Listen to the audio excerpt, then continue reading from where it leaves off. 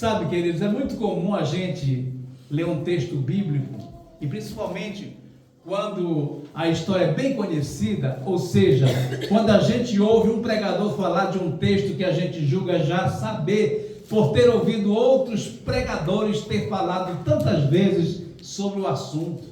A primeira reação que temos é desprezar aquilo que foi lido ou até mesmo pregado. Eu sei que o texto que eu li é uma história conhecidíssima, não somente pelo povo evangélico, mas pelo público em geral. Porém, muitos utilizam-se desse texto ou dessa passagem para falar sobre coisas motivacionais ou para falar sobre as batalhas épicas, onde que a princípio alguém que aos olhos humanos não tinha condição de vencer uma batalha, vence esta batalha que aos olhos dos homens era invencível. É o caso do nosso Davizinho e do nosso Golias. Quem é que nunca ouviu a história de Davi e Golias? Com certeza você já cantou louvores sobre Davi e Golias, já ouviu inúmeras pregações sobre Davi e Golias, você já assistiu filmes sobre Davi e Golias, porquanto essa história é bastante conhecida, sim ou não? Sim. Entretanto, por mais que esta história seja bastante conhecida, eu quero elucidar alguns detalhes junto com você, e eu quero que você preste atenção, mesmo que o texto já seja bastante conhecido. Isso quer dizer que você agora, até para respirar, tenha todo cuidado, porque se você perder alguma coisa, você perdeu toda a mensagem. Esta é uma palavra incógnita, com o espírito da revelação do Eterno aqui nesta Aleluia. Este texto que nós lemos em 1 Samuel, ele está e te dá detalhes específicos desta batalha. Mas para a gente entender esta batalha, Pastor Mauro, esta batalha épica, primeiramente a gente precisa entender detalhes sobre a construção de Israel. A nação de Israel, enquanto está sendo formatada, ela passa por vários sistemas de governo, ou seja, primeiro Israel é uma nação tribal. Ela tem chefes de tribos, elas estão unidas neste sistema de governo. Quando os hebreus saem de Etzreium, terra de Israel, e rumam pelo deserto, eles têm um líder, um legislador, um homem chamado Moshe Rabbeinu, que quer dizer Moisés. Não estou falando em hebraico para me tornar pavulagem, não, é porque a mensagem necessita que eu te dê esses termos, mas depois você vai entender. Eu sou a terceira geração de judeu na minha família, corre sangue judeu na minha veia. A nação de Israel está formatada assim, e tem pequenos líderes tribais, porque a nação tem quase 2,5 milhões de pessoas rumando pelo deserto, e tem os chefes que são os patriarcas da família. Puxa, estou gostando do silêncio. Oh, glória! Aleluia! Não tem ninguém no WhatsApp não, né? Depois disso entra uma outra figura da nação de Israel chamada Kohen Hagadol, que é o sumo sacerdote. O primeiro Kohen Hagadol, sumo sacerdote da nação de Israel, é Arão, que é irmão de Moisés. Então Israel tem Moisés como legislador, tem Arão como sumo sacerdote, tem Miriam como uma profetisa, e assim as figuras no âmbito religioso em Israel vão tomando forma. Até aí tudo bem? Amém. Deixa eu lhe dizer como Israel irá funcionar durante muitos tempos. Queridos, alguém pode pensar, poxa, eu não estou entendendo nada desta pregação, por que o pastor Vitor não prega algo mais fácil? Quer saber? Por que eu não pego uma mensagem fácil nessa noite? Mensagens fáceis você encontra no YouTube. Eu quero te trazer uma palavra revelada que daqui a 30 anos, quando eu voltar aqui, você vai se lembrar dela. Aleluia! Quando Deus quer falar com o povo, ele se utiliza da figura do Navi, que é o profeta. Quando o povo quer falar com Deus, não é a figura do profeta, é através do Kohenim, do sacerdote que está na minha frente. Então, se o povo quer chegar até Deus, é através do sacerdote o caminho. É por isso que no Novo Testamento Jesus é o nosso sumo sacerdote dos nossos bens futuros, conforme está lá no livro de Hebreus, capítulo 4, do versículo 14 até o 16. Tendo, pois, a Jesus, o Filho de Deus, como o grande sumo sacerdote que penetrou os céus, conservemos firmes a nossa confissão, porque não temos sumo sacerdote que não possa compadecer-se das nossas fraquezas. Antes foi ele tentado em todas as coisas, a nossa semelhança, mas sem pecado. Acheguemo-nos, portanto, confiadamente junto ao trono da graça, a fim de recebermos misericórdia e acharmos graça para socorro em tempos oportunos. Amém. Se Deus quer falar com o povo, o caminho é profeta. Depois de Moisés vem outro período que chamamos de Shotim, que são os juízes. Veja que eu já te dei 3 períodos da construção de Israel. É o período de Débora, de Baraque, Sansão. São períodos onde esses juízes irão julgar a causa do povo. Veja bem que eu estou construindo uma mensagem com vocês. Só que em um determinado momento da história da nação de Israel, olhando em torno das nações vizinhas, decidiu também ter uma figura soberana humana. Ou seja, um rei que se assentasse no trono. Era o desejo da nação. Uma pessoa em que eles olhassem e pudessem dizer: esta é a pessoa que nos governa. A nação de Israel perturbou tanto a Deus, que na sua infinita misericórdia o Eterno vira-se para ele e diz: a minha vontade para vocês não é esta, mas já que vocês querem um Melech, um rei, eu vou dar para vocês um rei. O Mauro já entendeu. Um dia um jovem saindo para procurar as jumentas do seu pai, que havia se perdido, ele encontra-se com um sacerdote profeta, e que também era juiz em Israel, que marca como o último juiz do período de juízes de Israel. O nome dele era Samuel.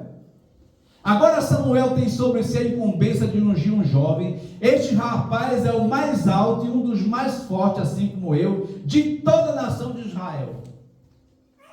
A Bíblia diz que em Israel, terra de Israel, botando todos os homens perfilados, Saul era o mais alto de todos. Samuel chama a Saul, que está procurando as jumentas de seu pai, e diz: dobre os joelhos. Todo profeta é atrevido. Por quê? Porque eu preciso derramar óleo sobre a sua cabeça, pois você será o próximo rei de Israel. Pense na história. Mas ele diz: eu não sou rei, eu só vim procurar as jumentas do meu pai. Dobra o joelho, rapaz. Deus vai te ungir rei sobre Israel. Então é marcada a data da coroação. Saul será o primeiro Melech, rei de Israel. No dia da coroação, Saul que entende, agora entenda o seguinte, vai funilar a mensagem. Saul que entende a gravidade do que é ser rei, o precursor de um cargo que nunca houve em Israel. Saul tem medo. A partir de agora é que eu vou começar a entregar a palavra revelada. Eu fiz toda essa construção para você entender.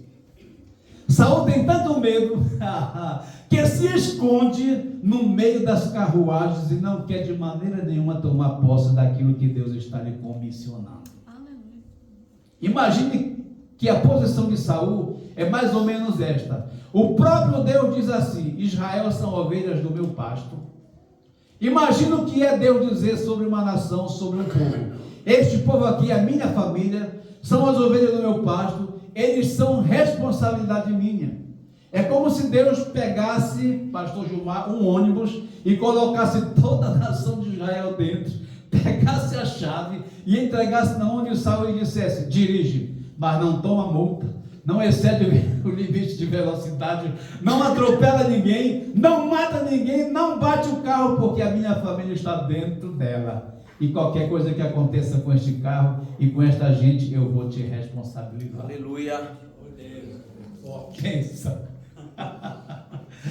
É exatamente isso que Deus está fazendo com Saul. Saul está sentindo o peso daquela responsabilidade. Samuel, no momento da coroação, pede ao Eterno misericórdia e ora a Deus. Saul não aparece para a coroação, é como uma noiva que não aparece no dia do casamento. Diante de toda a nação de Israel, Deus fala para Samuel: Samuel, vai buscar a Saul, porque ele está escondido entre as carruagens. Quem está entendendo a mensagem até aqui? Aleluia. Os homens de Israel vão até onde Saul está, pegam ele pela mão e trazem ele para a coroação. Saul está, então, até esse momento, Saul é coroado, e então agora ele se torna Melech Shaul, o primeiro rei de Israel. Agora, um fato curioso é que quando Saul se torna rei, para alguém que não queria ser rei, para alguém que iria assumir o propósito de Deus para a sua história, Saul tem alguns problemas, e estes problemas não são físicos. Problemas físicos, a gente pode correr para soluções físicas, por exemplo. Alguém que está doente e o problema é físico, ele vai até o médico e não resolvendo, ele tenta o espiritual. E quando é o espiritual, ele tenta orar para que Deus o cure e seu problema então seja solucionado. Só que quando o problema já é de cunho espiritual, nós vamos correr para onde? Porque uma coisa é você cair nas mãos dos homens e Deus te livrar. Mas a pior coisa é o homem cair nas mãos de Deus para juízo. Saul não queria ser rei. Se Saul não quer ser rei, a primeira coisa que não devia passar na cabeça de Saul era a preocupação em perder o reino. Estás a perceber? Porque se Saul não quer ser rei, não há nenhum problema em perder o trono, pois não?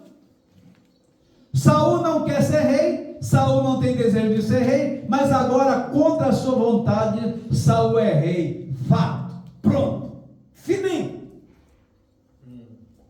E Saul sendo rei, um belo dia sabe o que vai acontecer? Saul simplesmente decide oferecer um sacrifício sendo rei, e Saul não pode oferecer sacrifício sem ser sacerdote. Só quem pode oferecer sacrifício são os sacerdotes. Mas, porque ele resolve oferecer do nada um sacrifício sem ser sacerdote? Escute. Porque ele tem medo do que o povo poderão fazer. E agora sabe o que vai fazer Saul? Sabe o que Saul faz? Mata um animal e oferece um sacrifício. Todo sacrifício sem autorização é fogo estranho. Quando Samuel chega, Saul tinha acabado de oferecer o sacrifício. Samuel olha para ele e diz: hoje mesmo Deus tira. Hoje Deus teria confirmado o teu reinado. Até aquele dia ele era o rei pelo povo. Daquele dia em diante ele seria rei pelo querer de Deus. Mas, como tu oferecestes e como tu fostes precipitado, então ao invés de confirmar o teu reino, Deus está te rejeitando. Saul perde aquilo que poderia ter por medo. Medo que o povo o rejeitasse. Será que a voz do povo é a voz de Deus? A voz do povo não é, e nem de perto e nem de longe será a voz de Deus. Mas Saul tem um problema. Veja que eu estou mudando agora o ângulo, o viés da mensagem. Saul tem um problema. Sabe qual é o problema de Saul? O problema de Saul é espiritual. Para alguém que não queria reinar e agora está com medo de perder o reinado, vamos entender o que foi que o pastor Vitor Hugo analisou o Saul na visão terapêutica e psicológica, da qual eu sou psicólogo e terapeuta. Eu construí esta mensagem sobre este prisma da psicologia, analisei o rei Melech, Saul, sobre estes dois âmbitos da psicologia e da terapia. Eu fui dentro da cabeça de Saul e tentei analisar este homem através desse viés. Eu vou analisar através disso. Saul tem no seu reinado duas coisas ao mesmo tempo. Quais? Um propósito, diga propósito. Propósito. Esse propósito é de Deus. E um projeto, diga projeto. E o projeto era dele. Às vezes Deus tem um projeto e nós temos um. Aí vai. Às vezes Deus tem um propósito e nós temos um projeto. A irmã entendeu. O propósito é de Deus e o projeto é nosso. Então, um propósito e um projeto de Deus para a sua história. Mas quando Saul senta-se no trono e tem uma coroa sobre a sua cabeça e se assenta em um trono, agora Saul quer realizar os seus próprios sonhos. Está te preparando. Tem palavra aqui. O que Saul percebeu? Saul percebeu que sentado no trono e com uma coroa na cabeça, ele agora teria todas as possibilidades de realizar os seus propósitos e os seus próprios sonhos.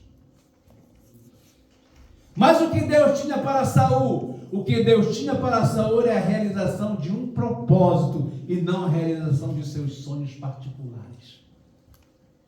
Quem está entendendo a palavra revelada aqui?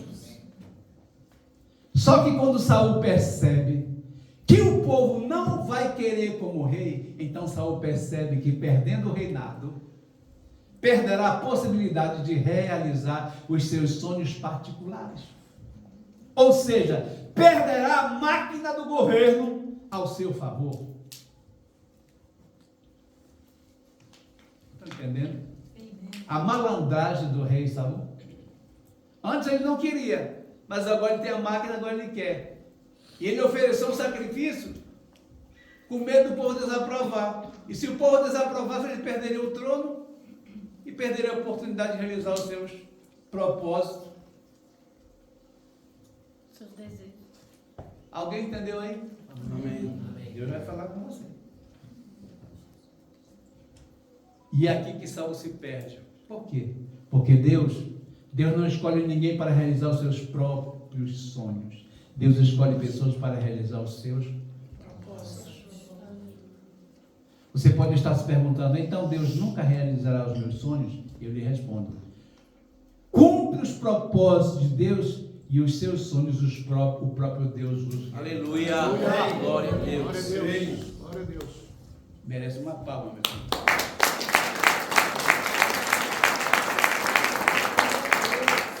Salmo 37, versículo 4. Deleita-te no Senhor e Ele atenderá aos desejos do teu coração.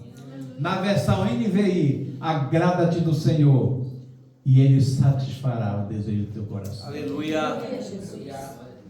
Sabe por que tem muita gente frustrada na igreja? Agora é a primeira lambada. Até agora eu massageei o teu ego. Porque acha que Deus nos chamou para realizar sonhos. Deus te chamou para realizar propósitos. Aleluia. Glória a Deus. Enquanto Saul quer realizar os sonhos e Deus os rejeitou, Saul sendo rejeitado por Deus, mesmo assim ainda não perde o trono. Saul rejeitado por Deus não perde coroa. Saul rejeitado por Deus não perde roupa. Saul rejeitado por Deus não perde posição. O que foi que Saul, sendo rejeitado por Deus, perdeu? Quem quer saber? Levanta a mão. Aleluia. Perde a oportunidade de realizar o projeto de Deus. E oportunidade às vezes não volta, queridos. Verdade. Deixa eu te dizer algo muito sério. E eu quero que você leve isso para a sua vida. Escute. Escute. Para tudo dar errado na sua vida, não precisa que nenhum crente encapetado se levante contra a sua vida. Para as coisas começarem a dar errado na sua vida, não precisa que ninguém faça macumba contra você. Que a igreja está cheia de gente com medo contra a macumba. Se tua vida está alinhada com o eterno, não tenha medo de macumba, crente. Aleluia. Crente com medo de macumba, Onde está o poder do teu Deus? É Deus. Glória a Deus. Crente com medo de sexta-feira 13, uau! Vai te converter, crente? É Jesus. Crente com medo, a macumbeira mudou para o lado da minha casa, é uma oportunidade de salvar aquela infeliz. É Deus. É Jesus. Já começou a esquentar as orelhas aqui. Sabe? Para as coisas começarem a dar errado na sua vida, não precisa que ninguém faça trabalho de magia negra contra você. Para as coisas começarem a dar errado na sua vida, basta somente Deus cruzar os braços e dizer, vai. Aleluia. Tenta realizar as coisas sozinho e ver até onde essa história vai dar. Deus cruza os braços e diz, vai, Saul.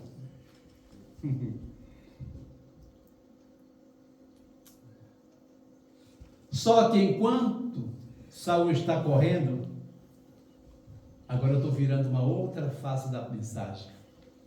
Do outro lado da fronteira, um belo dia, os filisteus acordam, sabe aqueles encapetados que não tem nada que fazer? Diz, agora não persegue ele. Do outro lado da fronteira, um belo dia, os filisteus acordam e olham para um para o outro e diz, vamos reunir uma tropa e invadir Israel? E o outro diz, vamos! Os filisteus se unem em uma colisão e entram no território de Israel. Agora entenda o seguinte, Israel tem a banda do lado sul. Eu estudei esta palavra para te dar essa geografia. Você tem que entender, o pastor Gilmar é um homem entendido e ele para estudar, falar uma palavra, ele tem que estudar. Eu amo o meu povo, eu estudo a geografia do meu povo, eu estudo a cultura do meu povo. A Bíblia não foi feita para nós gentios, a Bíblia foi feita para os judeus. A Tanakh, a Brit Hadashah, a Torá é dos judeus, não é nossa. Nós estamos por misericórdia. São todos descendentes da tribo de Judá. A parte sul de Israel está completamente dominada por este povo. É uma região de fazendas. Quando os filisteus entram em Israel, eles entram pela banda sul de Israel e tomam a metade do território de Israel. Deixa eu só corrigir uma coisa aqui. Senão eu vou deixar um pepino aqui para o pastor Gilmar. E eu não vou para uma igreja trazer pepino. Te aposta da Bíblia, ela é tua, tá bom? Lê, medita. Aleluia. É a palavra de Deus. Glória a Deus. Beleza? Está resolvido? Ok. Quando eles chegam na metade, eles chegam em Socó e Azeca e param em um lugar chamado Efes-Dami. Lembra da palavra? Ok. Quando os filisteus param ali, Saul junta um exército para a guerra. Sendo Saul o homem mais alto com grande envergadura, é o homem mais forte de Israel. Junto com Saul tem Jonatas, seu filho, que também é um guerreiro habilidoso.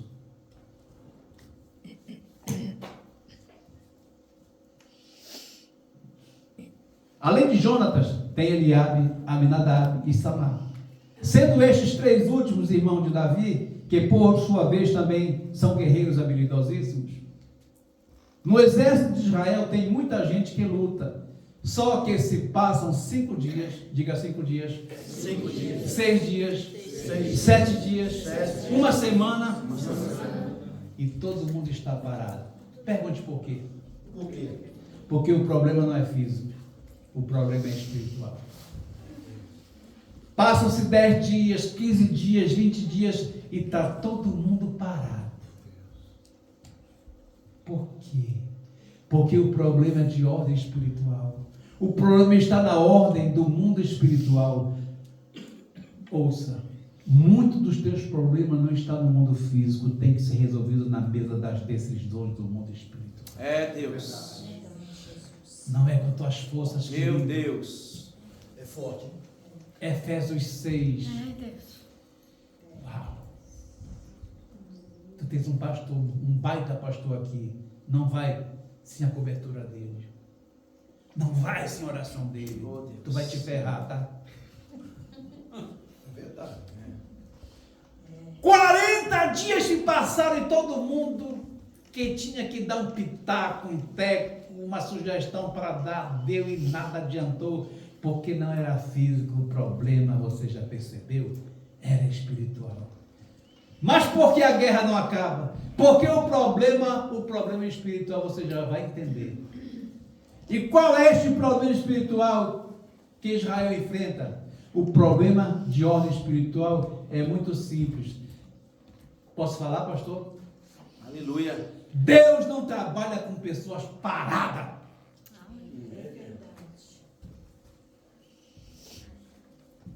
Tem uma hora que você precisa orar sim, mas tem uma hora que você precisa agir. É, Jesus. Aleluia. Não transfira para Deus responsabilidades que são suas. É verdade. Deus diz para Davi, fica parado.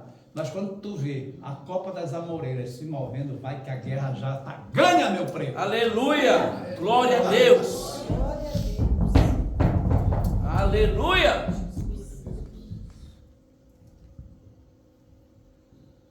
Aqui Saul tem um problema grave. Deus se afastou de Saul. Saul precisa vencer uma guerra, mas Saul, porém, se mantém parado por 40 dias.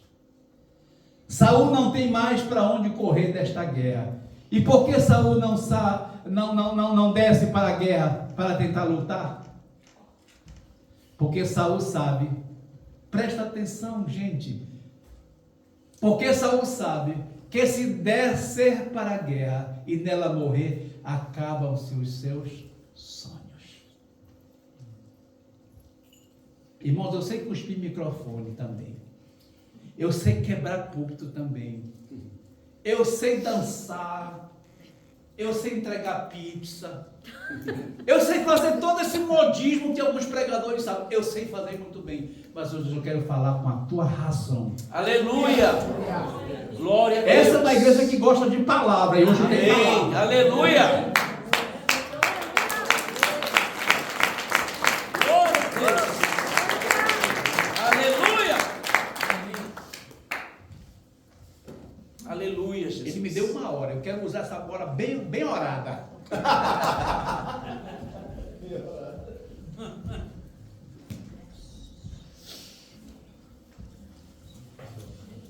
O que ainda não caiu a ficha na cabeça de Saul é que Deus colocou nesta posição não para ele realizar os seus sonhos, foi para realizar os propósitos de Deus. O medo que passa na cabeça de Saul é esse: se eu morrer, morre comigo todos os meus sonhos. E que Deus queria que Saul pensasse: se você realizar os meus propósitos, você não morrerá e ainda realizará os meus sonhos, cabeção. Fácil, simples assim. É que o diabo complica as coisas na cabeça do crente medroso, gente.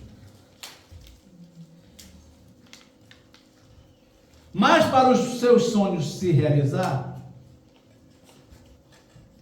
você precisa ir para a guerra. Para realizar os seus propósitos. Quantos estão entendendo essa palavra de verdade? Aleluia, Jesus. Só que Deus, meus irmãos, não espera ninguém realizar os seus sonhos individuais para depois realizar os propósitos de Deus. Eu vou repetir. Deus não espera ninguém primeiro casar para realizar os seus propósitos. Deus não espera a boa vontade de ninguém construir empresa para depois realizar os seus propósitos. Deus não espera a tua boa vontade de construir a tua casa lá no Brasil para realizar os seus propósitos. Aleluia. Porque enquanto Saul está ocupado em realizar os seus propósitos, os seus próprios sonhos, e fica parado esperando, agora espera, eu vou virar a mensagem de novo. Dentro de Israel tem uma fazenda, nesta fazenda cria-se animais, diga animais. Preste atenção para este detalhe, é muito importante, senão você perder toda a mensagem. Como é que funcionava nesta época que acontece essa história, a criação de animais em Israel? Eu pesquisei essa palavra para te trazer essa noite aqui. Quem tem animais, principalmente para a prática do corban, que era do sacrifício, ele tem que separar os animais. Por quê? Porque Deus determinou que para o sacrifício só servia animais de cor sólida, branco ou preto, principalmente as ovelhas para o sacrifício. Então, quem cria ovelhas em Israel, ao nascer ovelhas, sendo brancas, se separa para um lado, sendo pretas para o outro, animal malhado forma-se outro rebanho. Então, eram 3 tipos de separação. Por quê? Porque sendo ovelhas malhadas, é só para a cultura de subsistência, ou seja, só para comer. Ela só serve para comer e não serve para Deus. Deus não queria nada malhado. Isso já apontava para o cordeiro, que era sem mancha, sem defeito. Ok? Aleluia. Então, dentro de Israel, naquele local existia uma fazenda que criava ovelhas. E esta fazenda está dentro do território de Judá. Lembra que eu falei? E lembre-se que eu já falei no início da mensagem que o território de Judá já foi tomada pelos filisteus. Lembram disso? Então, quem está em uma fazenda na hora da guerra e os filisteus estão do lado de fora, quando abre a porteira da fazenda, preste atenção para este detalhe. Quando abre a porta da fazenda e bota o pé para fora, vai encontrar com quem? Com hebreu ou com filisteu? Com hebreu ou com filisteu? Filisteu. Por quê? Porque os filisteus já tomaram metade do território de Israel. Só que dentro desta fazenda, preste atenção, só que dentro desta fazenda, o dono desta fazenda pega o melhor funcionário para cuidar do rebanho das ovelhas pretas. O segundo funcionário para cuidar do rebanho das ovelhas brancas. E aquele funcionário que ele acha que não tem muita qualificação, ele coloca para cuidar das ovelhas malhadas. Por quê? Porque a ovelha malhada não tem valor financeiro para Israel. Logo, porque ninguém compraria para o sacrifício. E nem tem valor para Deus, porque não é de cor pura. Ou seja, não é branca nem preta. Quem está percebendo a mensagem? A ovelha malhada nem Deus queria. Preste atenção. Ovelha malhada não tem valor para Deus. Ninguém quer comprar. É uma ovelha sem valor. No mercado só serve para morrer. Tu eras ovelha malhada, tá, crente? Então, quando uma ovelha malhada morria, não tinha problema nenhum. Por quê? Porque no meio das ovelhas brancas vai nascer ovelhas malhadas. E no meio das ovelhas pretas também vai nascer ovelha malhada. E no meio das malhadas, elas vão aumentar. Então, nasce ovelha malhada o tempo inteiro. Você concorda comigo? Que se alguém cuida de ovelhas malhadas, ele não pode, de maneira nenhuma, colocar a vida em risco para cuidar de ovelhas malhadas. Porque ovelha malhada não tem valor para a fazenda. Desculpe, isso é mal de... Escute agora, tendo o seguinte. Só que enquanto a guerra está acontecendo, agora eu vou fazer 2 paralelos.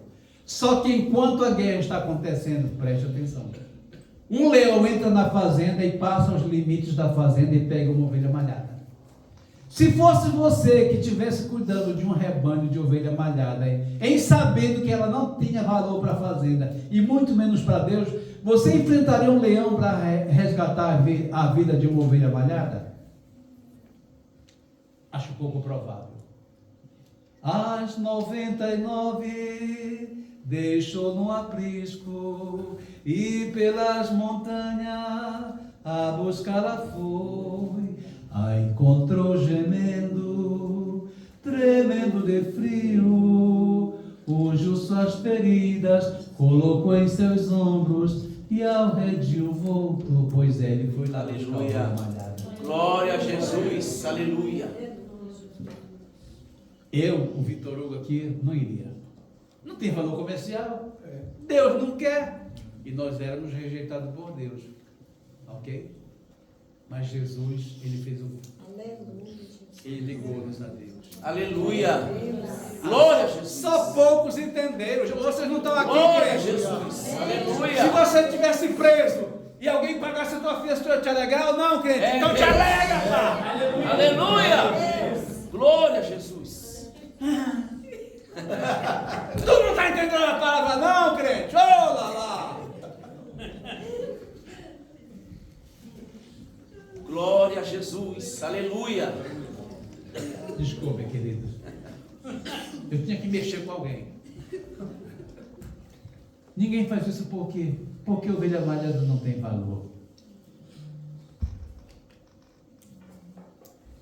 Só que dentro de Israel tem um funcionário da fazenda que quando o leão pega a ovelha malhada, ele diz assim: pode não ter valor para a fazenda, pode não ter valor para o dono, mas colocaram nas minhas mãos ser pastor de ovelha malhada, e enquanto tiver na minha mão ovelha malhada, não morre. Pode ser um leão, mas eu vou colocar minha vida em risco e eu irei salvar esta ovelha. Aleluia. Glória a Deus.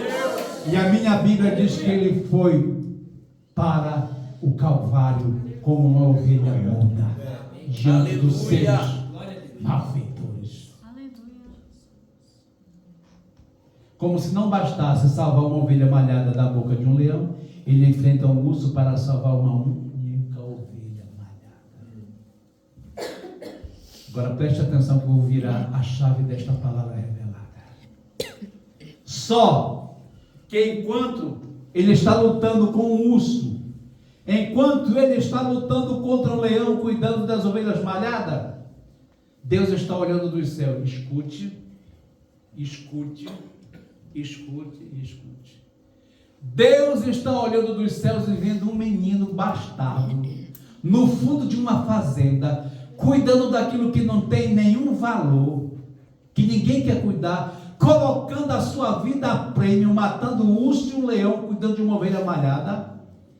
Quando Deus olha para o fundo daquela fazenda e vê um menino fazendo isso, e olha lá para dentro de um palácio e vê um rei preguiçoso, que é um rei mais alto, sentado no trono, sem fazer nada, Deus diz: basta, chega, eu não posso suportar mais isso. Aleluia, Jesus. Eu não posso deixar as coisas mais do jeito que está.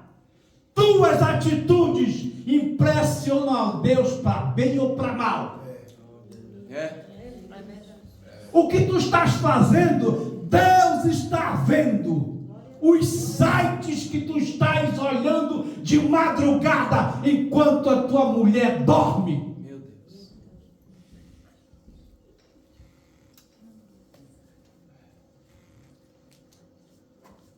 Aleluia, Jesus. Louvado seja Deus. Bendito seja o nome do Senhor.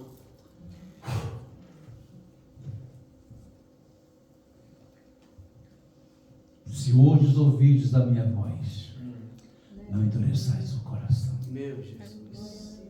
Sabe por quê? Para cada Saul que quer realizar os seus sonhos, deixando de lado o propósito de Deus, ainda tem um Davi cuidando de ovelhas malhadas, matando leão e urso nas memórias e oportunidades da sua história, mas que Deus está disposto a colocar a sua vida em risco. Aleluia. Uau! Desse jeito. Aleluia. Misericórdia. Sabe por quê? Porque ele entende que tem um projeto na mão dele. Deus colocou na tua mão alguma coisa, crente. Glória a Deus. Aleluia. E todo projeto que é colocado nas mãos dele, ele vai executar com excelência. Nem que este projeto seja para cuidar de ovelha malhada ou para defender um campo de lentilha, como foi a história de um dos valentes de Davi. Normalmente no leito de morte se cuida de testamento. Mas a história conta que Davi, no seu leito de morte, ele começou a lembrar dos seus valentes.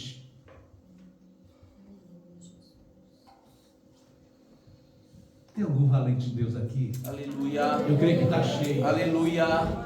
Cadê os valentes de Gilmar? Aleluia. Uau! Glória a Jesus. Lacho, brehaço e Meu Deus. debregue a chora da raia. Espírito Santo. Deixa eu abrir um parênteses aqui nessa mensagem para te entregar uma palavra profética. Não pense que Deus irá te ver nas maiores oportunidades da tua vida. Não, Senhor. Não despreze os pequenos começos. Ninguém começa pregando em cultos de domingo à noite. Ninguém começa começa pregando em grandes congressos. É Deus. Ninguém começa cantando totalmente desafinado, afinado. Vai treinar a crente. Aleluia. Aleluia. Não vem com aquela baboseira dizer, eu não sei cantar, se não sabe cantar, não canta. Ô, glória. Vai treinar e vai apresentar a melhor coisa para Deus. É, Jesus. Deus não aceita qualquer coisa não, gente. Meu Deus. Aleluia.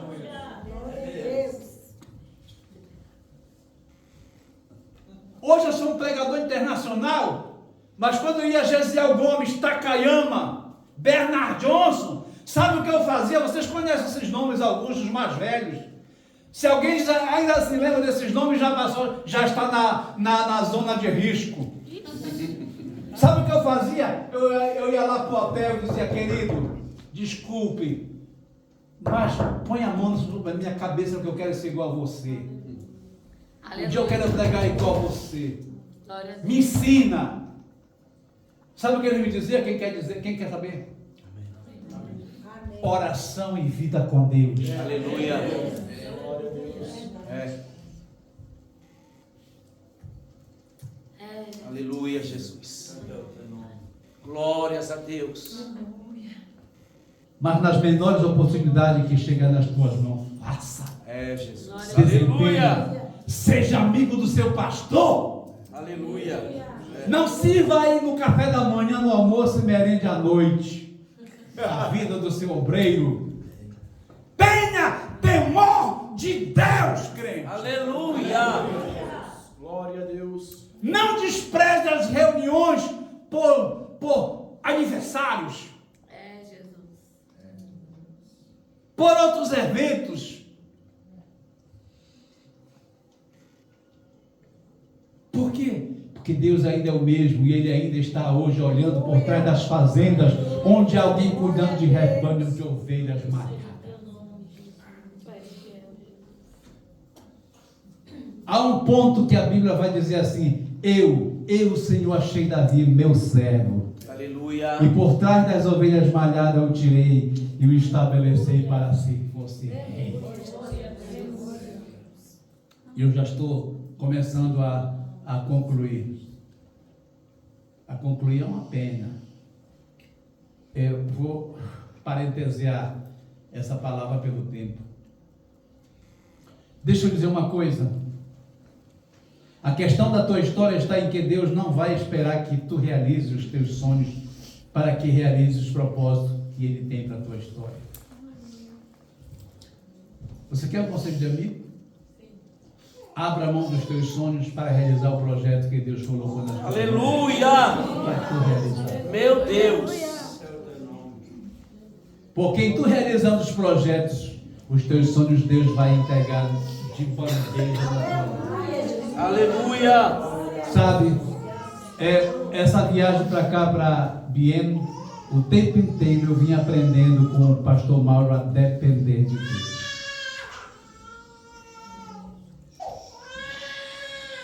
Mas se você primeiramente priorizar os teus sonhos, escute o que eu vou te dizer. Para cada Saul que vai realizar os sonhos, Deus terá sempre um Davi no projeto.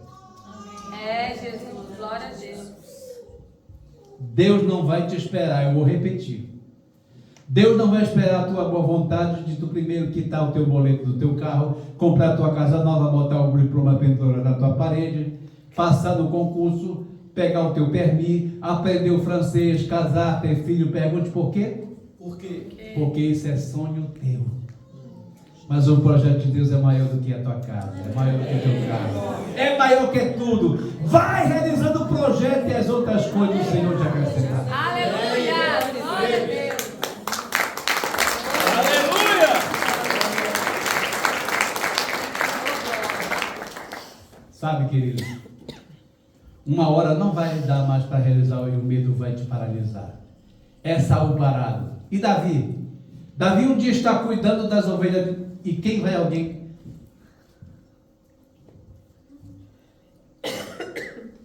Ok? Davi um dia está cuidando das ovelhas e vem alguém correndo. Escute.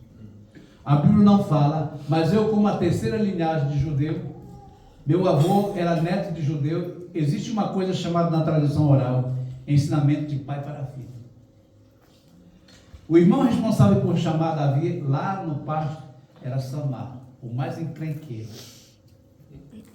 Por quê? Porque Saul está lá dentro de casa, e Samuel está lá dentro de casa e ele diz que ninguém se senta na mesa. Isso palavra de Samar. Davi, Saul está lá dentro de casa, ele disse que ninguém se senta na mesa enquanto você não chegar. Pense. Querido, escute. Você será a bola da vez. Amém. Aleluia. Davi levanta do meio das fezes das ovelhas e de cima das raízes de debaixo de uma árvore. Quem sabe naquele dia ele acabara de compor o Salmo 23. Adonai roi lo ersa. O Senhor é meu pastor, nada me faltará. Entra em casa. Quando entra em casa, Samuel tem um chifre que dentro dele tem uma substância chamada shemenizeit, azeite de ovelha. Manda o menino dobrar os joelhos, joga azeite sobre a cabeça do garoto. E a partir de agora, preste atenção a esse detalhe. E a partir de agora, Davi tem uma unção de rei. Davi tem sobre sua cabeça, Davi foi ungido rei.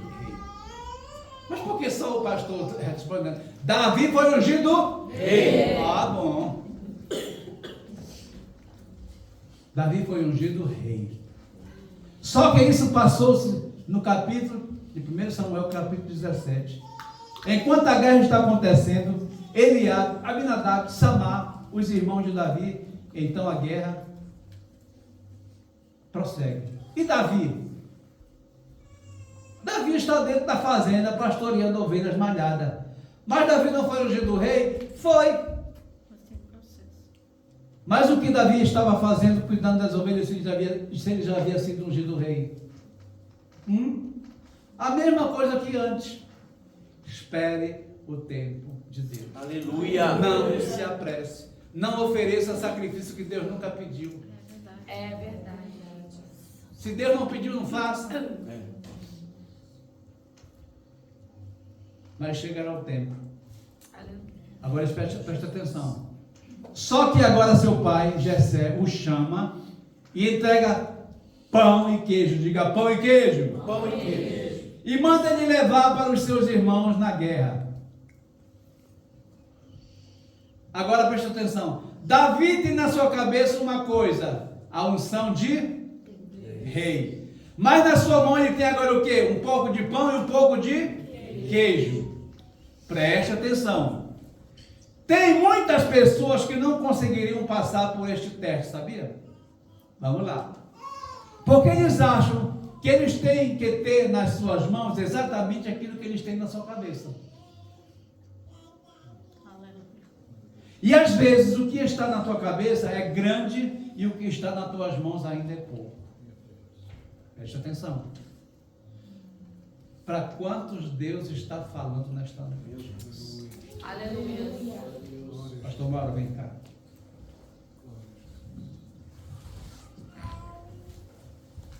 Dobra os teus joelhos aqui. Seja obediente. Seja Davi. Pastor Gilmar, venha cá. Aleluia, Jesus. Igreja, te coloca de pé. Este é um segredo que só o apóstolo Mauro está sabendo. E daqui mais para frente isso vai se testificar na vida dele. O que Deus coloca na tua cabeça, meu lindo, é grande demais. Mas hoje, o inferno saberá onde tu estás também. Sobre a tua cabeça será colocado um GPS espiritual. O Eterno te acompanhará mais de perto. Mas em contrapartida, aonde tu fores, o inferno também saberá onde tu estás. Porque o facho de luz que está sobre a tua cabeça a partir de hoje, Aleluia. tu serás respeitado no mundo espiritual. De uma forma tão poderosa, mas tão poderosa, que Tu vai ver a tua unção não dobrar a partir de hoje, mas vai triplicar. Eu pediria aqui agora ao pastor Gilmar, impusesse as mãos junto comigo na cabeça do pastor de Jesus. A igreja, que é a coluna da verdade, vai testemunhar isso agora. Pai, em nome de Jesus, derrama sobre eles, Senhor, toda a capacitação celestial. Que o Eterno agora, Senhor, chancele sobre a vida do pastor Mauro toda a suficiência do Deus eterno, que esta bica de azeite que corre direto do trono, conforme, Senhor, está sendo enumerado nesta noite, Senhor, ele possa realizar coisas grandes, muito maiores do que ele já fez até hoje, Pai. Que ele possa ver a grandeza de Deus se abrindo diante dos seus olhos e que as mãos dele toquem, Senhor, coisas poderosas. E agora o Senhor diz para ti que a tua espada será trocada. Faz muitos anos que tu tinha nas tuas mãos esta espada, mas essa espada será muito maior, 2 vezes maior do que tu tinhas até hoje. E ela relampejará, e o Senhor coloca nos teus braços novas divisas. Olá, bararrachéria, levanta, varão valoroso, homem que envergará o arco de bronze. Abraça ele, querido.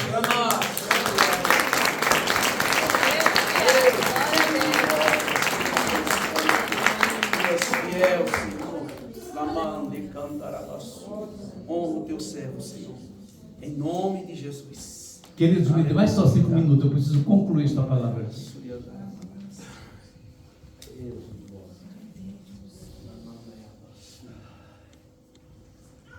Pode sentar-se. Para quantos Deus está falando nesta noite? Por que Deus colocou muito na cabeça de Davi e pouco nas suas mãos? Eu vou te explicar. Lembra da guerra? Eles estão na guerra. Só que quando a porteira da cabeça, a porteira da fazenda se abre, presta atenção, Davi vai levar pão e queijo para os seus irmãos, sim ou não? Sim. Quando Davi abre a porteira da fazenda e põe o pé do lado de fora, quem ele encontra do lado de fora? É hebreu ou filisteu? Filisteu. Então, se é filisteu, é inimigo, sim ou não? Sim. É inimigo.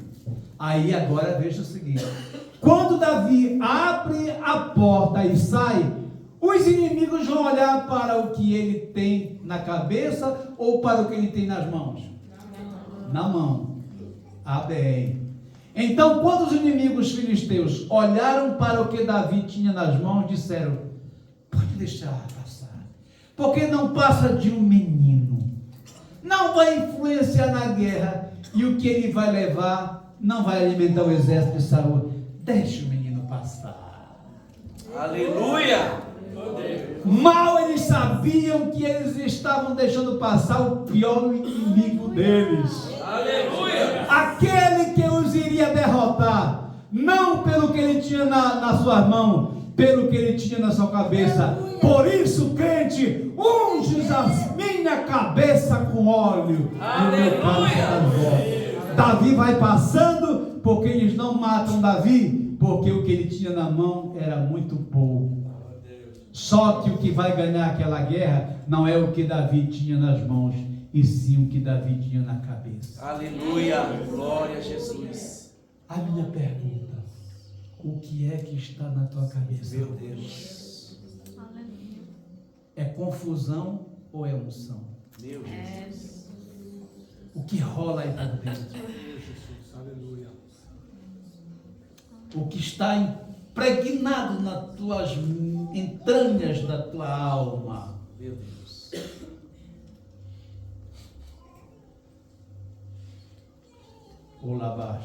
Espírito Santo. Aleluia, Jesus. Glória a Deus. Sabe por que o que você tem até os dias de hoje, aos teus olhos e aos olhos dos teus inimigos parece tão pouco? Porque se fosse muito já tinham te roubado e até já tinham te matado. Esdra, e eu finalizo por aqui, porque tem muita coisa, eu quero respeitar o tempo que me deram. Esdra, quando voltou, depois do exílio, Essa aqui é uma palavra que você tem que pegar ela para você. Isso é um código, isso é uma chave. Esdras voltou do exílio na construção do templo, 45 anos. Um templo sem sacerdote não tinha razão de ser. E todo mundo se apresentava como sacerdote, mas na hora de passar pelo teste não era. E o teste era a estola sacerdotal. Não, está aqui, não tem. Esdras era o sumo sacerdote, era o sacerdote, aliás, o sacerdote. Só que ele não se apresentava. E a construção do templo rolando. Inaugurou. Mas cadê o sacerdote? Esdras se apresentou. Tu és sacerdote? Sou sacerdote. Cadê a estola? Está aqui. Tu és sacerdote. Mas por que tu não disseste que tu era? Se eu dissesse que eu era, vocês tinham me matado e tomado a estola sacerdotal. Quem pegou? Aleluia. Queridos, eu finalizo por aqui. Mas eu quero dizer uma coisa para vocês. Hoje Deus, com certeza, Deus falou para alguém. Aleluia. Unges a tua cabeça. Nós estamos vivendo tempos difíceis. Que se tu não blindares a tua cabeça, Glória a Jesus. tu vais ficar para trás. É verdade. Procura o teu pastor. Abre o teu coração para ele. Aleluia. Escuta, eu vou falar isso. Eu não estava para me falar essa palavra aqui. Quem confessa a tentação não confessa pecado. Aleluia. E a Bíblia diz que a tentação não é pecado.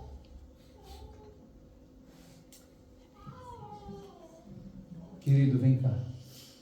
Você. Sim, vou cá. Tu falas português? Percebe? Percebe? Ele fala francês? Espanhol. Mas tem português. Hoje, Deus te entrega uma grande tarjeta. Aí uma resposta de Deus para a tua vida. Aleluia. Deus te está entregando resposta de muitas orações, de muitos sonhos. Deus te trouxe para assinalar uma grande vitória. Aleluia. Sim, pega da minha mão. Aleluia. Hay una mano que te pueda estrechar nesta noche. Amén. Sí. Sí, hay respuesta vindo a camino para tu. Aleluia. Aleluia. Sí. Sim. Aplaude o Senhor.